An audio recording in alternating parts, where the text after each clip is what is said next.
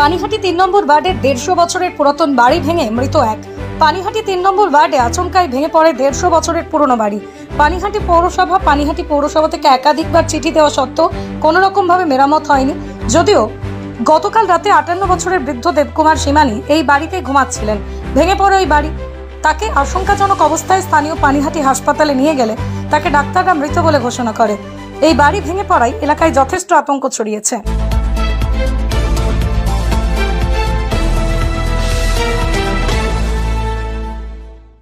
সত্যি দুঃখের বিষয়। আমি সঙ্গে সঙ্গে খবর পেয়ে সঙ্গে সঙ্গে চলে এসেছি।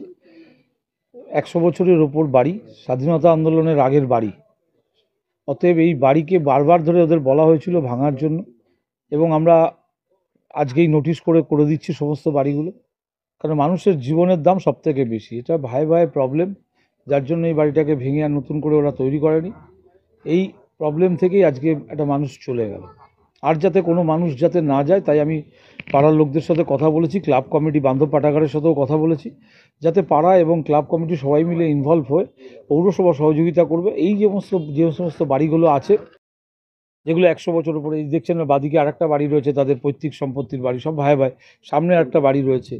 এই বাড়িগুলো যাতে আগামী দিনে ভেঙে ফেলা হয়, নতুন কনস্ট্রাকশন হয়, তার ব্যবস্থা করার জন্য আমি এদের কাছে অনুরোধ রাখবো। পৌরসভার পক্ষ থেকে যতটুকু সহযোগিতা করার আমরা করছি। পানিহাটি পৌরসভার আন্ডারে তো গঙ্গার তীরবর্তী অঞ্চলে এরকম বহু বাড়ি রয়েছে যেগুলো ১০০ বছর পুরনো, কিছু কিছু বাড়িকে হেরিটেজও ঘোষণা করা হয়েছে।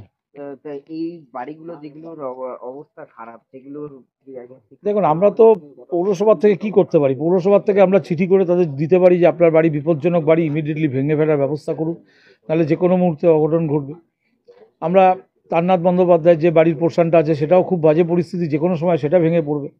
৬ নম্বর ওয়ার্ডে একটা বাড়ি আছে, সেটারও খুব বাজে পরিস্থিতি, ভেঙে পড়ার পরিস্থিতি আছে। আমরা এই বাড়িগুলোকে আইডেন্টিফাই করে প্রত্যেককে পুলিশকে সঙ্গে নিয়ে তাদের কাছে যাব এবং চিঠি এবং সমস্ত রকম তাদের পৌরসভাতে সহযোগিতা করার আশ্বাস দেবো যে আপনারা এই বাড়িগুলোকে ভেঙে ফেলার ব্যবস্থা করুন। তাতে পৌরসভা যদি কোনো সহযোগিতা করতে হয় আমরা অবশ্যই করব। কোনো মানুষ যাতে আর মারা না যায়, কোনো মানুষের জীবন যাতে না যায়।